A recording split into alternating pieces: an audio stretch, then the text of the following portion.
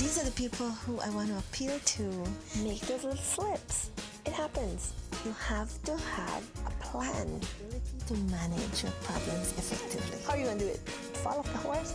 Jump right back on. And welcome back. We're about to venture on into our third segment for this morning. Actually, it's definitely one of our favorites. We hold it close to us. Brook it down with Jenny. And Jenny is in with us, mental health expert. I must say I'm loving your colors. You look so lovely this morning. And my gosh, look at that. I decided to go. Yes. And more of you actually. Fun Friday. Because it's Fun Friday, but there's so many topics that is so dear to us. And one of those, actually, the topic we'll be discussing this morning is actually anxiety in children. And we know how it is in today's day and age. We actually have got the mental now to seek it out. So we are now cognizant of it. Jenny, what is anxiety? Before we say that, I just wanted to point out something.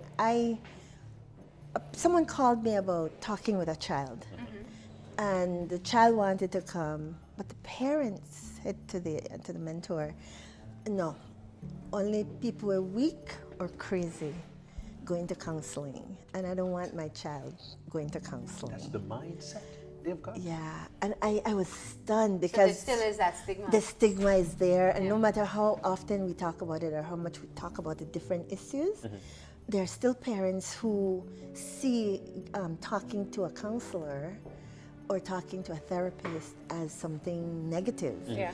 And so I was really, really stunned.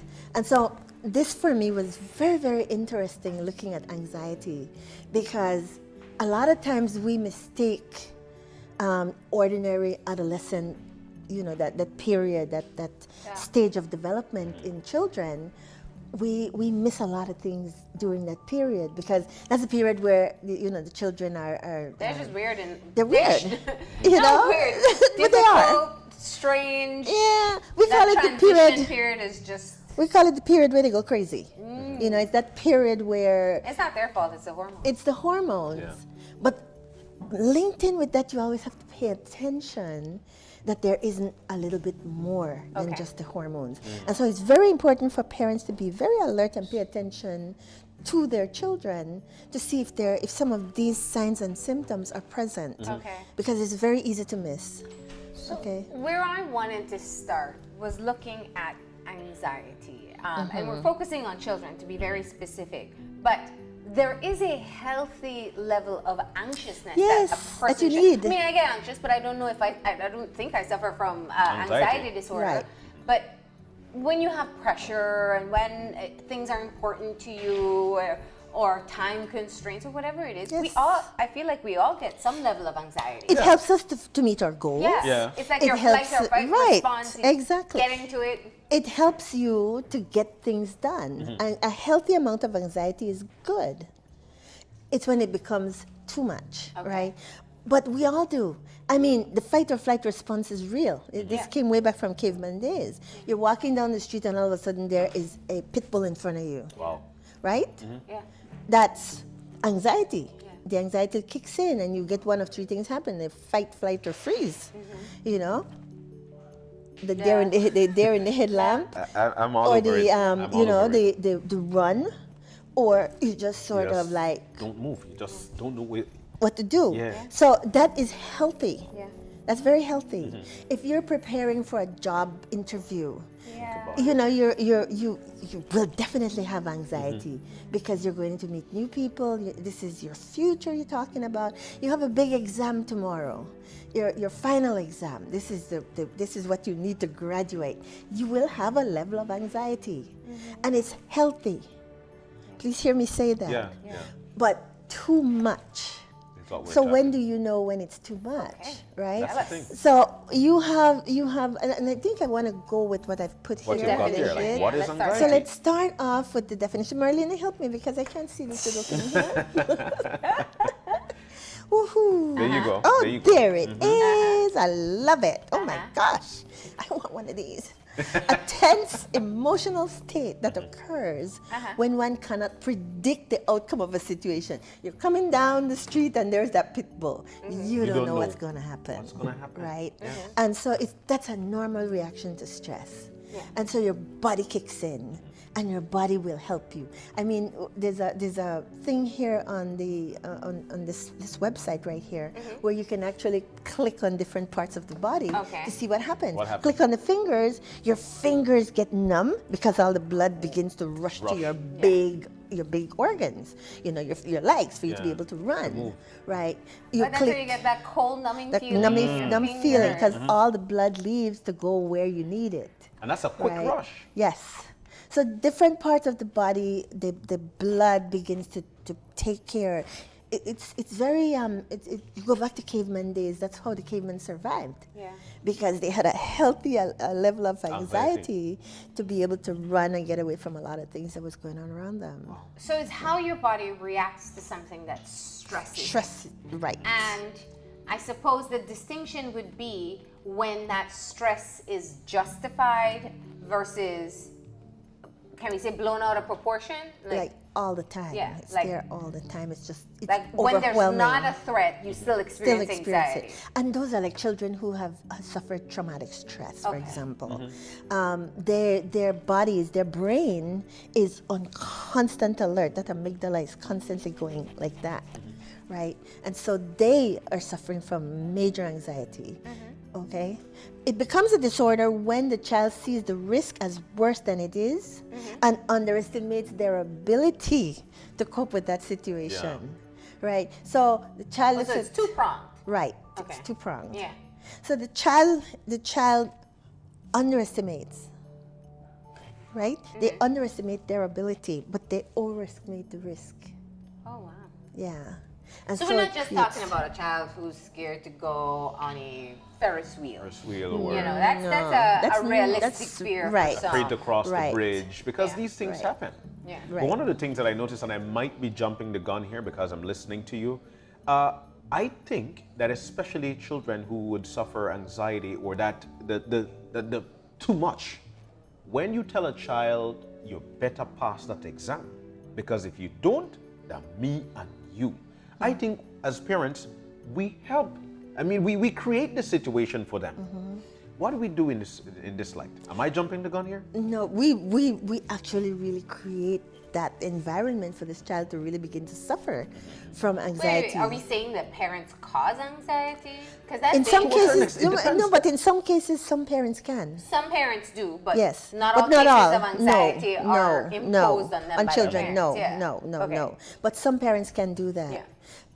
Parents who are dictatorial, the autocratic parent, who dictates to the child that you will do this and you will do that. The child has no recourse. They can't talk to the parents, and so they begin to suffer from a level of anxiety.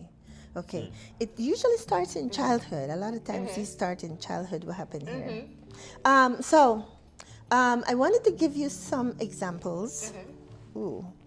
So somebody who is suffering from anxiety generally always has a lump in your throat. Wow. Like something like you can't swallow. Like you can't swallow. Yeah. Oh, okay. There are headaches. There's this feeling of hot or cold. Remember all the extremities. There's always that feeling of numbness in the extremities.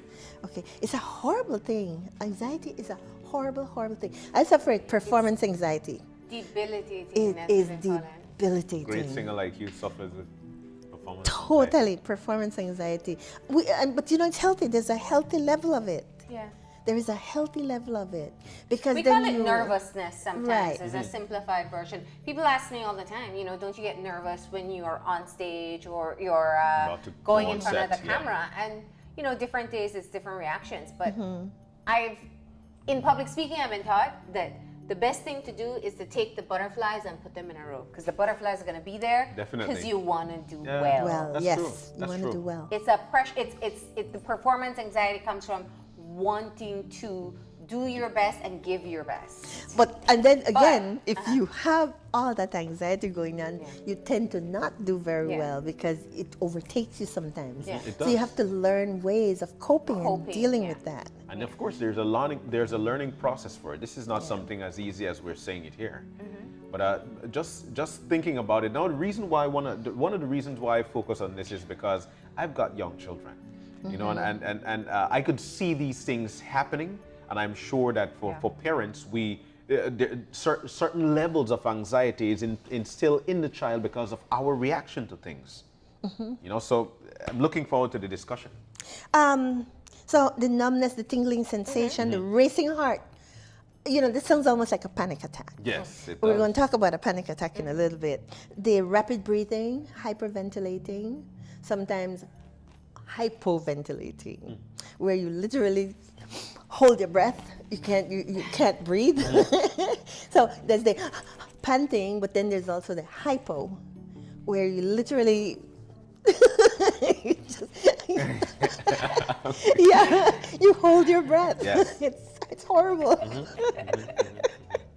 Shortness of breath, the sweating, the trembling, and the shaking. We see it in the auditions when some people come.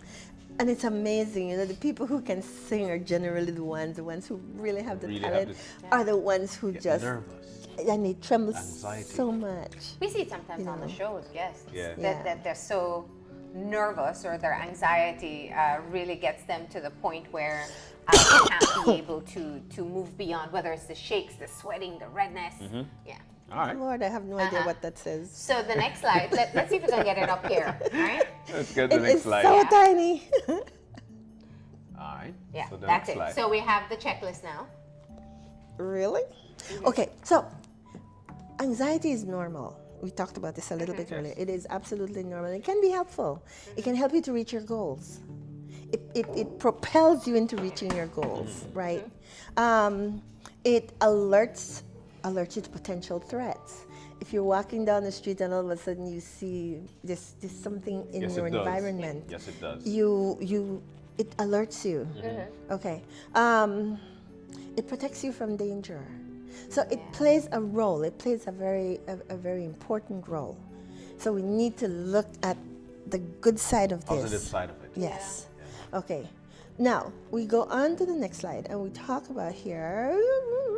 Lord. Let's take a quick quiz here. There's a quick quiz I would like families to take. Yeah. Can we get that bigger? Yeah. All right. So there we There go. we go. Really? I think that's it. That's the biggest. Yeah. What was I thinking? Oh Does my any God. of this sound? I could read it out for you. Does Okay. any of this sound like your child? Right? Clinging, crying, and or tantrum when you separate. So, you know, we have separation anxiety. A lot of children suffer from that. The parent has to go to work, or the parent leaves them at preschool, and the child just goes into hysterics. First day of school is normally the case. Separation anxiety.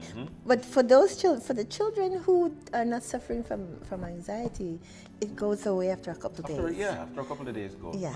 The child who is suffering from anxiety, who has some form of anxiety as a disorder, it never gets over that. It's like they don't settle What down. we have to do is be careful of what we're saying in separating what's normal and what's not normal. So normal is first day of school anxiety. Yeah, first week of school. Yeah, sometimes first month if it's of preschool. yeah. But what is anxiety or a problem in separation anxiety? If you're talking an 11-year-old, what would that look like? This is a child who is going to go in a corner. They're not going to make friends. They're not going to talk to anybody because they literally they don't know how to interact. Okay. So they're not going to make any friends at school. But Okay. not And knowing then- how to interact, Jenny, wouldn't this be a situation that is caused, or that's just them? If you take your child around with people, you where you go, how you go, and what you do, how to talk to them, how they respond to you, wouldn't this be something caused? If your child suffers from some form of anxiety disorder, no, Yeah. it doesn't help. Yeah. What you're telling them to make friends and It actually going is and worse. talk to people, you just make them more nervous. Okay, these are children who are going to avoid. People. They avoid friends. They don't make friends. But parents will tell you, "My child, I'm a loner. Just stay home. He prefers to stay home and watch TV. He prefers to stay in his room." And that moves on to the next one. Excessive shyness, avoiding social situations. And, and when I say excessive, I mean excessive shyness. These are not kids who can walk into a room and even talk to one other Some of those in person. school, yeah. Or not talk at all. Right. With no matter who's around them. No matter who's around them. Right. These are like what we call real introverts. Okay. So a child like that, you really would want to try to take that child to go see someone. Constant worrying. Oh, there's a thing that say people who worry live in the future, and that's someone with anxiety, an anxiety disorder generally, because it's excessive and it's pervasive. It's always there. They're always worrying about something. And we're talking worst case scenario. You're not worrying about good things. You don't worry about good. You're worrying about, tomorrow I have to go in a car. Yeah. I have to go to school. I have homework. And it becomes so debilitating. They can't do their homework. They can't focus. They can't concentrate on doing homework. Something as basic as that. And so your child starts suffering in classes, and you're railing up because why are you not doing this? Why are you not passing? And a lot of times it's because they literally cannot help themselves. Okay, anxiety is one. It's so insidious because people look at it and they go, "Oh, it's just being a teenager. Worrying. Stop worrying. Just stop." And easy. they can't. They can't. They really cannot do it. Yeah, you're asking them to shut off something that they don't have control over. Right. What about this one? People- Avoiding situations or places because of fear. These kids will not go, say, to the movies. They won't go to a party. They won't go. There's lots of things that they're not going to participate in. And parents sit at home and they go, I don't understand. My other daughter do this and this other one do that. This one won't even leave the house. This one won't talk to people. She won't come outside and meet the neighbors who come over to say hello. But Right. Jenny, I find it so hard to grasp it. And reason for that is because I'm thinking here, were they born with this anxiety? How did it develop in them? Where did they get it from? If it's a child, they don't, a child want to go out. But this child now is reserved. I'm just saying. You expect them, you expect, and I'm so thankful for the correction there. Yeah. You expect for them to go out. You've got 2 or 3 kids. 2 are going out. The younger or the older is not going out. Raised the same way like the other 2. What's going on there? Is it something developed in their mind? In some cases, it's familial. It may be that there is someone in the family who had anxiety problems and nobody picked it up. Because in our society in particular, we're not geared towards, it's a mental illness or you're weak, right? Either you're crazy or you're weak. There's no middle ground. There's no understanding that there are some children who, like their granny or their grandpa, just is not a child who makes friends easily or a child who goes out and does things that the other kids do. And that child, you need to take the child in and have the child speak to someone in a psychological field and talk, sit down and figure out what's going on, because it's deeper than what you think. Now, I don't know statistics in Belize, but I know in other parts of the world, it is becoming more and more common to have children diagnosed with anxiety disorder, Yes. different forms of anxiety disorder. There are 11. 11 yeah, there are forms. different types. That we're going to get to that. I see that in your Yeah. slide. That's why I want us to progress with the conversation. So we did have more symptoms, and this one is perhaps important, where your mental health manifests into physical health. So we're talking stomach aches and headaches. Yes. Now, how do you know that's linked to anxiety? What are we talking about here? If you have a child who consistently, you bring them to school, or they get up in the morning and they go, oh, I got a tummy ache, I can't go to school. And it's every morning. You really want to pay attention. Yeah. Because the tummy ache is real. The tummy ache is real because it's linked to anxiety. Okay, it's not that the child doesn't want to go to school. The child doesn't want to have to interact and do all these other things. Body would react. Yes, they get nauseated. They are actually feeling ill. Yeah. physically ill. So anxiety manifests itself physically, socially. I mean, in every possible way, it manifests itself. And we just look at it, depicted lazy, just to be ornery, and we punish kids. We push them and we force them. Yeah. And lastly, experiencing sudden and frequent panic attacks. Oh Lord, we're gonna talk about a panic attack. Okay, so we're going to explain that one. Yeah, we'll talk about a panic attack because those are vicious. The quiz says if you answered yes to any of these questions, then you perhaps want to explore whether or not your child may have anxiety. Yes, suffer from May anxiety. suffer from anxiety. Yes, and I mean suffer. All right. So it's so important that if your child, we just went through the list, if your child is suffering from any one, two of those, seriously, please put your pride aside or put whatever it is aside that you feel about mental health and go talk to a mental health professional. There's a number of us here.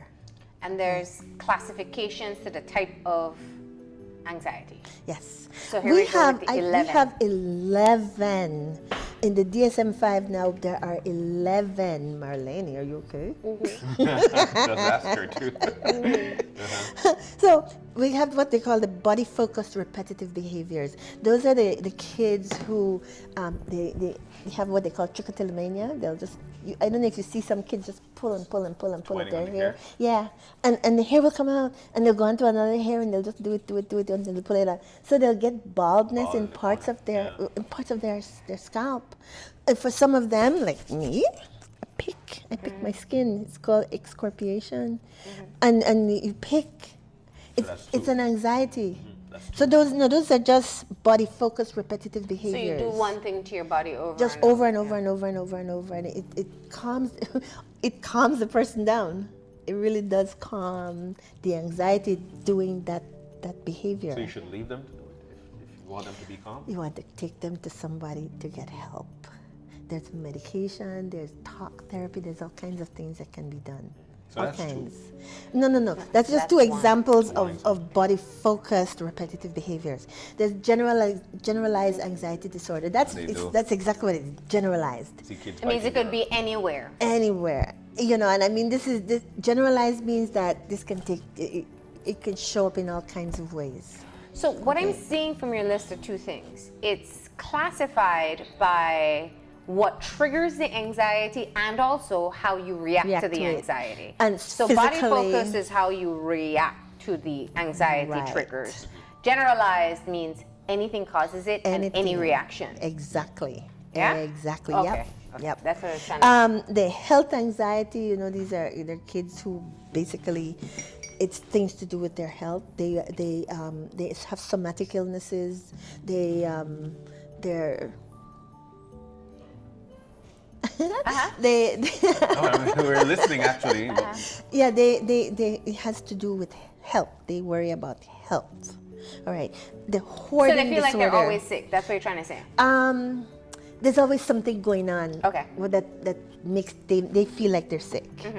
Okay. So you have these folks who we call it I've forgotten the word, but they think they're ill. Hypochondria. Hypochondriacs. They think they're ill and they believe they're ill. Yeah. It's not just thinking I might have something wrong. It's really, really believing. They believe and people they're who ill. will repeatedly seek out a health. Mom, take me to the doctor. Yeah. Yeah. I know and I believe have. it and really believe it. Okay. Hoarding disorder. These are the people who hold on to everything. We have a lot of them here in Belize. Keep over here. Pack rats. No, it really drives me crazy. It drives me. It's like Pack rats. I'm gonna need this 1920 book in 2020, and so I can't throw it away. And hoarding. It's over the top. Yeah. Saving. Okay, they save everything. Old papers, everything. Tags. I know some of those people. Obsessive compulsive, the OCD. OCD, These are the yeah. people who are like, they're over neat. They're. In fact, it's more than just that. they walk down the street a certain way, or they have to have things just so. When they're tiles, you have to be like in the middle of the tile. There must be that line. Yeah. I find myself doing that. It's also No, but it's extreme. It's I can't function unless I tap twice Tap before twice, I move yeah. on. right. You know, Or like- go through the door. I can't go through the door unless I check the lock 20 Yeah, times. 50 Yeah. times. And go back and check it, and go back and check Put it. the keys, like, yeah, so regular it's keys. it's debilitating because it takes up so much of your time. So one of the key things that we're hearing is that there's a lack of, I want to say control, but control almost seems like we're minimizing. But like they can't be able to stop themselves in any way from needing to do these things, needing to believe that I need to get this health issue found, needing to believe that I have to twist the lock 5 times before I leave, or needing to believe that I have to, you know, scratch my elbow or dig my elbow to get through this moment. Like it's And not only that, you have the phobias where people get so afraid of water, of spiders, of all kinds of phobia. I went and I was looking at all the But aren't phobias out normal there. though? Like aren't people scared of heights because you just are? Like some people aren't and some people are. I'm just asking. It's normal to be afraid of heights. Yeah. Right? It's not normal to be so afraid of heights that you're afraid to climb up five Okay. stairs. Flights of stairs, Yeah. yeah. Okay. So Okay. that's our distinction Right. between okay. It's an over. Keep in mind, everything I'm talking about here, it's like maximized to the Yeah. most. Yeah. Okay, it's debilitating. Just remember that, pervasive and debilitating. It affects the person's life on a very basic level.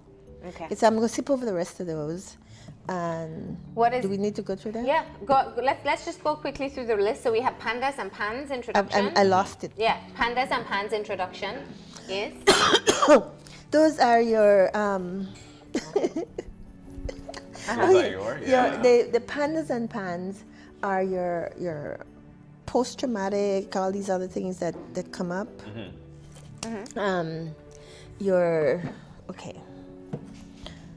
Your panic disorder, agoraphobia, pans and all these things, again, these are fears of water, Okay. fears of different things, but just a little bit of those. There's Okay. tons of them. Post-traumatic Post-traumatic stress stress disorder. disorder. Now, who knew that PTSD comes under anxiety? I didn't know. You hear about this, but you didn't know that was a part of anxiety. Yeah.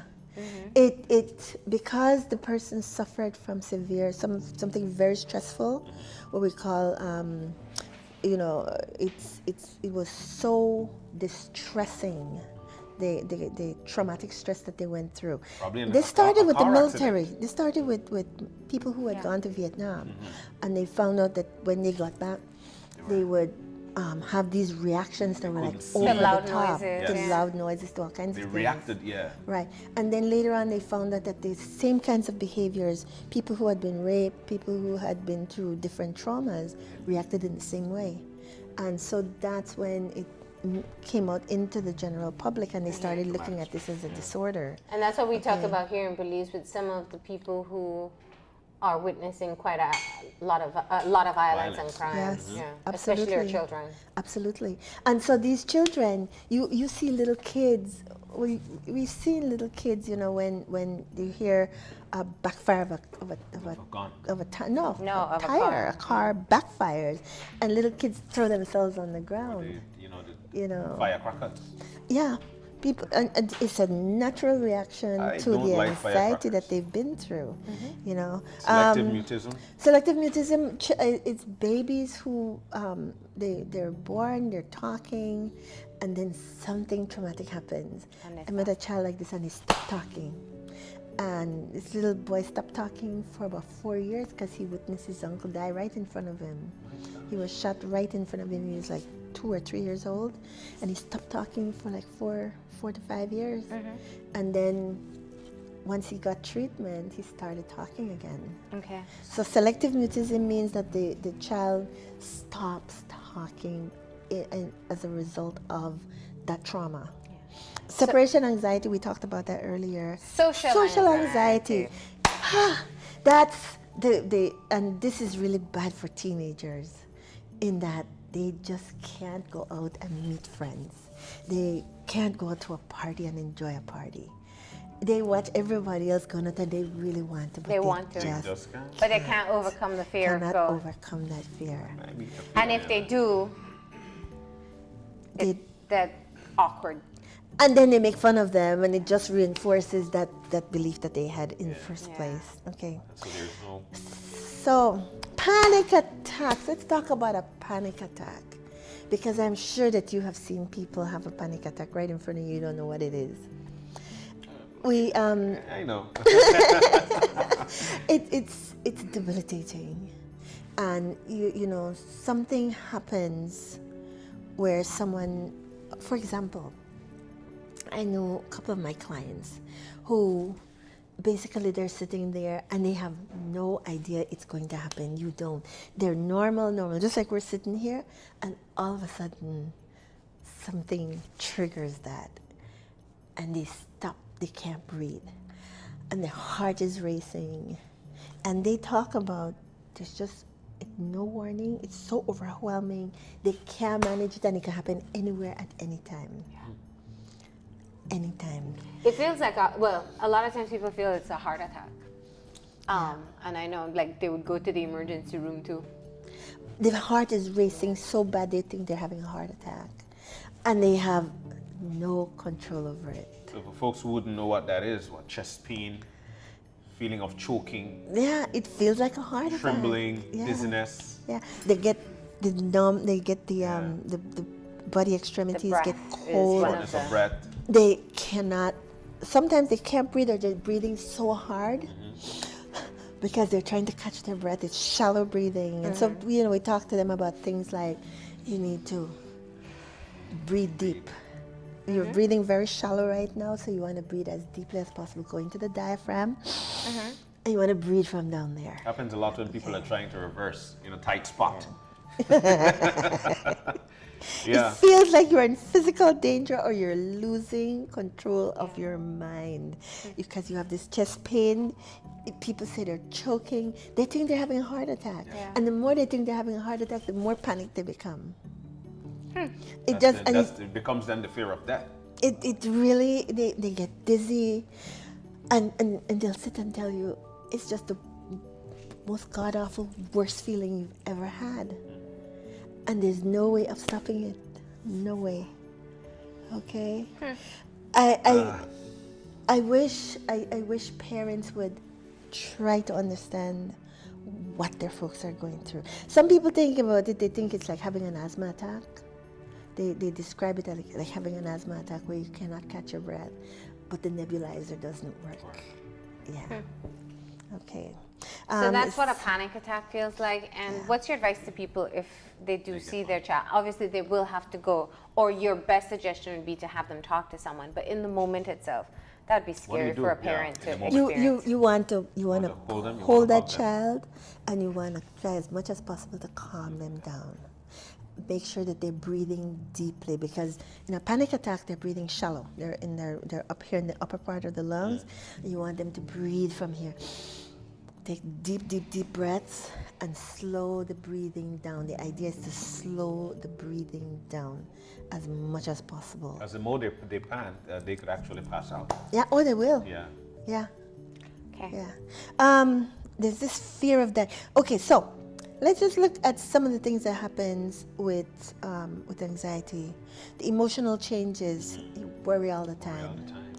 Feeling on edge, irritable, difficult concentrating, they're restless, and then they will just like always like being angry. Unexplained outbursts. Yes. So you seeing these things in your children, you really want to pay attention. There are people who can offer help. Yes.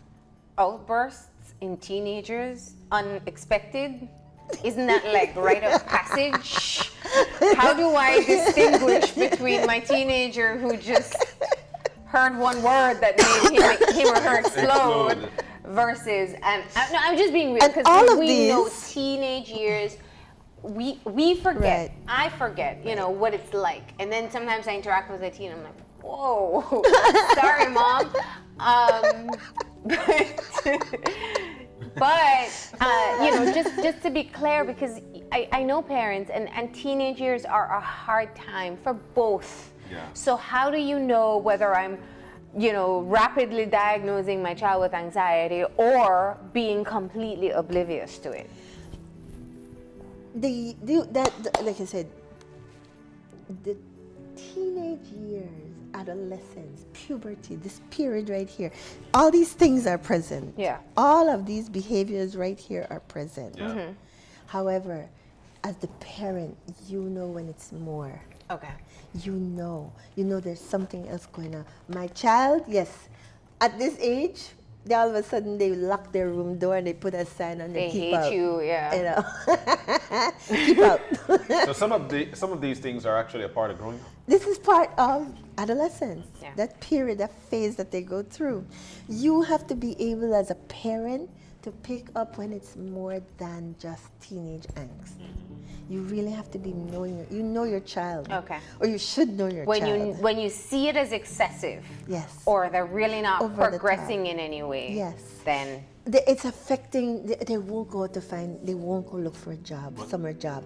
They won't go out and do the summer things that the other That the other kids kids are are doing. doing. They're not They socializing, prefer yeah. to stay in their room. So even teenage angst, they will go out with their friends. They will have their peers that they hang around with. But- If they don't have any of those, start paying attention. But here's an excuse, Jenny.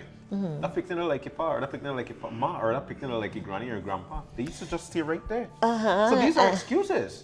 So we're not looking for help. We're So- actually putting the situation worse. So when you look back, remember now some of this is we're it's more genetic. informed about mental health We now. have more information now. And yeah, maybe he's like grandmother, maybe he was like dad, but they may have had the same issue. Yeah. Okay, so we really have to pay attention to it. So let me ask one of the important. We got to close it off very quickly, so we'll have to get into the main points. But what happens if you don't do anything?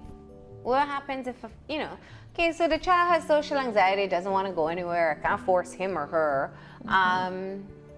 Yeah, they'll be fine. There's TV, there's video games, or they get worried about, I don't know, driving on the road or something like that. So we just won't let them do it. What happens when you compensate for the anxiety that they have, or you somehow kind of Make give excuses them a pass for it? Yeah, make excuses for Yeah. it. Yeah. The thing is that you have a child then that's growing up with an anxiety disorder that's going to blossom when they become 21, So it'll get 22. worse. It worsens. It won't get better. It will not get better on its own. They won't grow out of it. No, they won't. They won't toughen up with time. No, Okay. no. And the thing is, like I said, debilitating. This child basically can't function. They're not going to grow. They're not going to get up like other kids and go find a summer job. Yeah. They're not going to be like other kids and go take an exam and they'll be fine with that, doing the exam. They'll go in there. Have you ever had test anxiety? But everybody. Yeah. Yes, but test anxiety in a kid who has an Especially in a prepared anxiety. unit. Yeah. It's totally different. It's totally Help us different. understand that, because maybe that I find with any mental health issue, that's the challenge. So I can think of test anxiety. I get nervous. I have blank moments, or not even using myself. What is the difference between me, who may have quote unquote a normal anxious moment, versus someone who is in the midst of an anxiety attack? What are they feeling that I'm not feeling? This person literally needs a brown paper bag to blow into because they cannot catch their breath. They're sitting in that exam and they're sweating. You can see them sweating. You can see them trembling. And people who give the exam will tell you they see the person going through this. Unfortunately, we don't compensate for that kind of thing in this country. Yeah. You need to keep Okay. up. That's what they'll say. Yeah.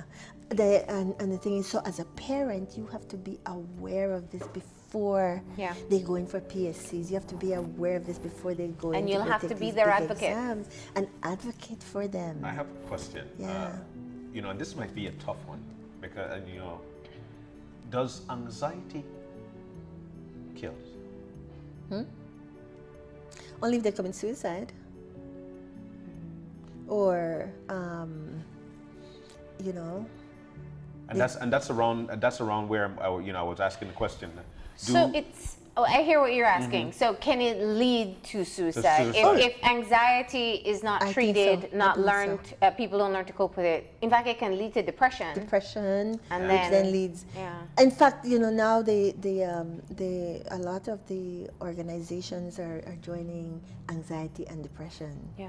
And bringing them together because one leads to the One other. leads to the next. Yeah. If nobody's understanding me and they just think I'm being lazy, and they think it pushes me into something else. And with the increase in suicides right now, this has really come to the foreground. That we're looking at all these things. Okay. You open the conversation with someone who'd been referred to you and the parent refuses. So somebody's listening to this right now having those very same thoughts again. I don't want to take my child to a psychiatrist and they're going to put them on medication and I don't know what that's going to do to my child. What can I expect? If I am listening to this morning and this sounds like little Johnny or little Jane and maybe I need to get her some help, but I don't want her, what can I expect when he or she gets there? What will the treatment be like? Okay. You have two types of treatment. You have talk therapy. And Which generally, means? it means that you come in and you sit with a therapist who then will ask the child, you do an assessment to find out what's going on, right? We find out that the child is suffering from anxiety. There are lots of things that we can do. For example, if it's fears, we do something like the fear ladder, where you rank your fears. You put numbers on each of your fears, and you do a fear ladder. And you teach the child how to go out and attack each one of these things so that they start learning how to cope. Yeah. So you So teach them the skills how to reverse cope. what they're Right. undo. I don't Right. know. So That's if the right word. your fear is going out there and meeting new people, so that's like number one. I have a fear of meeting new people. That's on my ladder, right? So the first thing we'll do then is to give you steps. What steps can you do? Okay. And we want you to be able to come up with Yeah. what your steps are to overcome that fear of talking to people. Yeah. I have test anxiety. Okay, so that's number 5 on my list, right? I cannot stand to go in. I can't even think about going in to take a test.